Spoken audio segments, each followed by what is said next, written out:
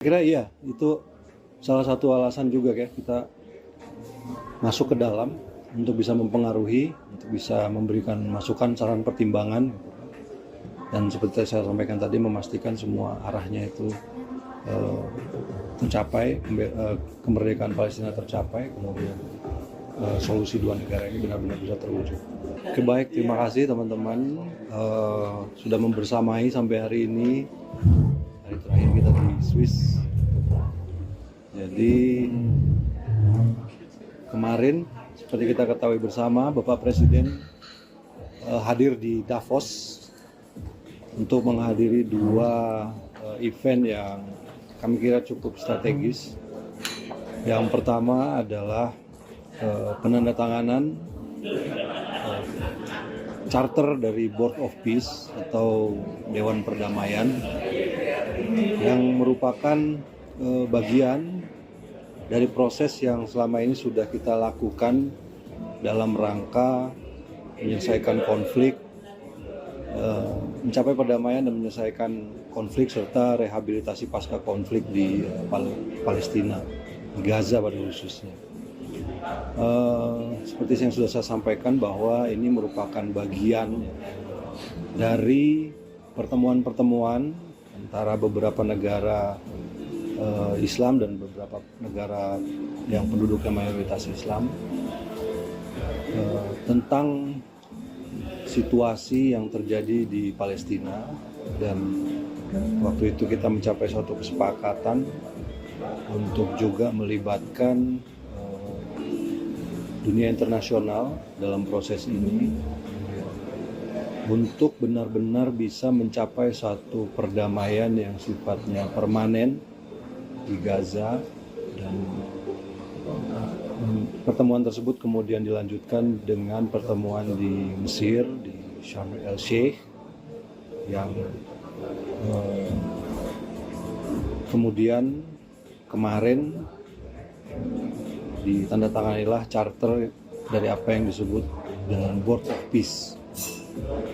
Sebenarnya Board of Peace ini merupakan suatu badan internasional, ya, sekarang resmi jadi badan internasional yang bertugas untuk memonitor administrasi, stabilisasi, dan juga upaya-upaya rehabilitasi di Gaza pada khususnya dan di Palestina. Indonesia memandang bahwa karena kita juga merupakan bagian dari negara-negara yang sejak awal ikut dalam proses ini, memandang bahwa Indonesia perlu untuk ikut bergabung, dan terus terang saja perlu disampaikan bahwa prosesnya ini juga agak cepat. Dalam beberapa hari yang lalu penandatanganan piagam ini dilakukan dan Bapak Presiden memutuskan Indonesia untuk bergabung dengan berbagai pertimbangan. Yang pertama, tentu saja kita sejak awal merupakan negara yang peduli pada perdamaian, pada stabilitas internasional, dan khususnya pada situasi yang terjadi di Palestina. Karena Board of Peace ini merupakan bagian dari upaya untuk mencapai perdamaian tersebut, maka kita harus ada di dalamnya. Dan ini juga kita lakukan konsultasi dengan negara-negara yang kita sebut dengan Group of New York. Ada beberapa kali pertemuan, sebenarnya banyak percakapan, kemudian dialog yang terjadi, kemudian pertimbangan-pertimbangan, dan 2 hari sebelum penandatanganan kemarin semuanya bersepakat untuk ikut bergabung bersama Joint of Peace, bersama Board of Peace. Negara-negara tersebut antara lain adalah Saudi Arabia, kemudian Persatuan Emirat Arab, Qatar, kemudian Jordan, Turki, Pakistan, dan Indonesia tentu saja. Mesir juga ada di situ. Jadi semuanya bersepakat.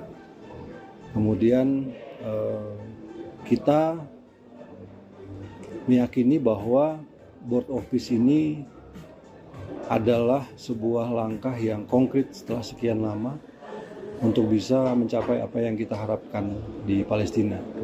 Tentu saja kehadiran semua negara-negara ini di dalam Board of Peace tersebut untuk bisa terus mengawal, kemudian memastikan bahwa upaya yang dilakukan oleh Board of Peace ini tetap berorientasi pada kemerdekaan Palestina dan tercapainya solusi dua negara. Dan karena ada pertanyaan, saya juga harus jawab. Apakah ini akan menggantikan PBB? Tentu saja tidak. Kemarin juga disampaikan bahwa badan ini tidak ditujukan untuk menggantikan PBB. Ini adalah satu badan internasional yang merupakan yang lahir dari kepedulian untuk menciptakan perdamaian dan stabilitas khususnya di Gaza. Karena itu upaya-upaya ini kita harus ikut. Indonesia memutuskan untuk bergabung. Dan acara yang berikutnya adalah special address oleh Presiden Prabowo Subianto.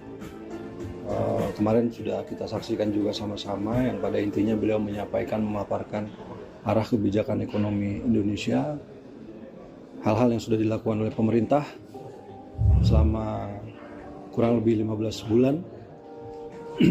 Disampaikan bahwa upaya-upaya yang kita lakukan meliputi reformasi struktural, kemudian perbaikan-perbaikan governance, termasuk penertiban hal-hal yang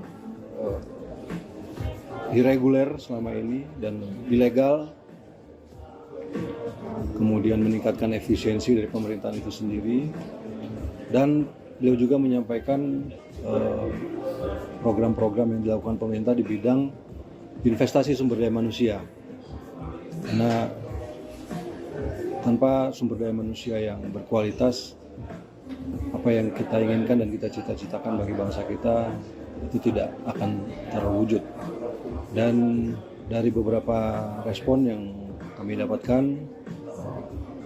dunia internasional menyambut baik pidato tersebut.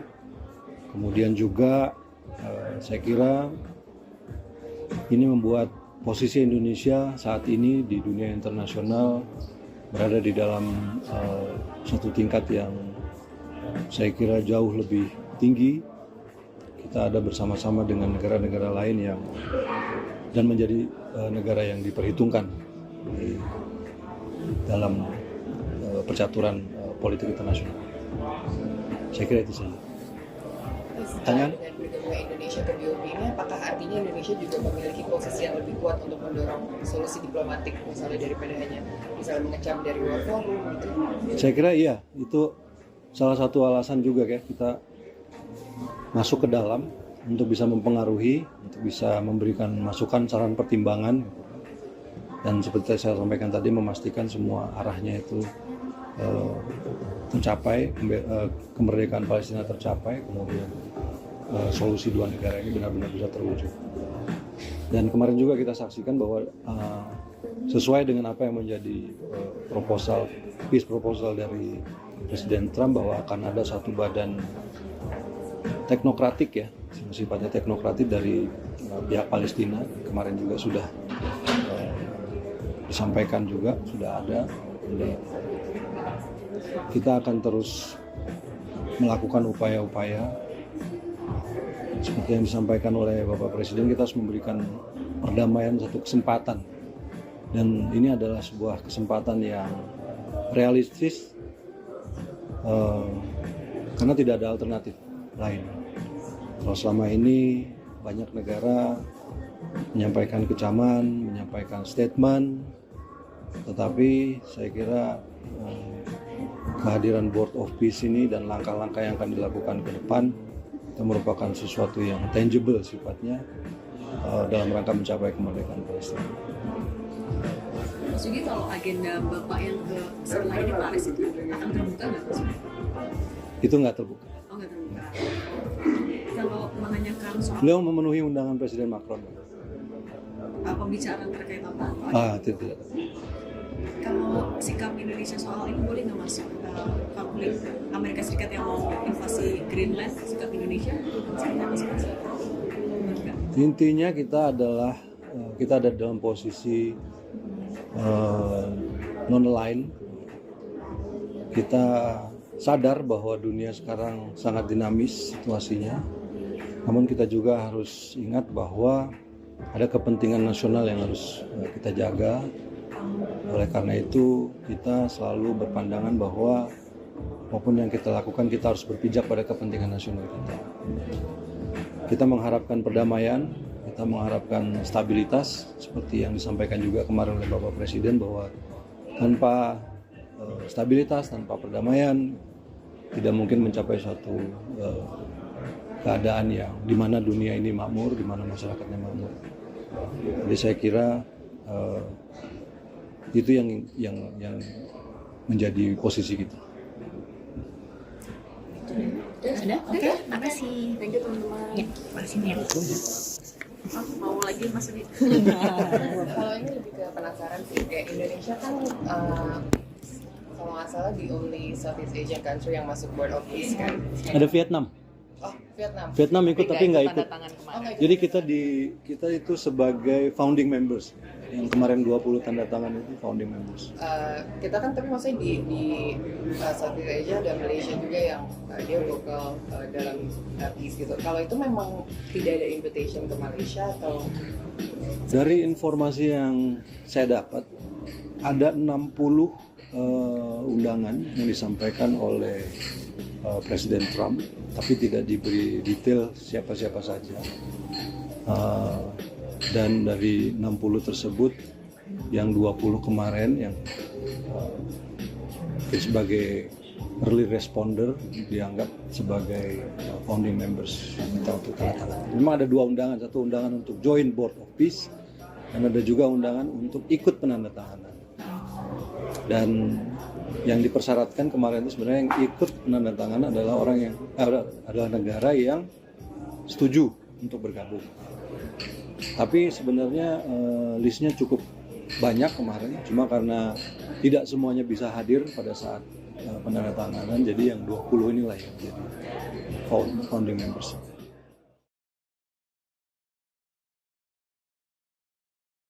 Subscribe, share, like, and comment. Subscribe, share, like, and comment. Subscribe, share, like, and comment. Subscribe, share, like, and comment. Subscribe, share, like, and comment.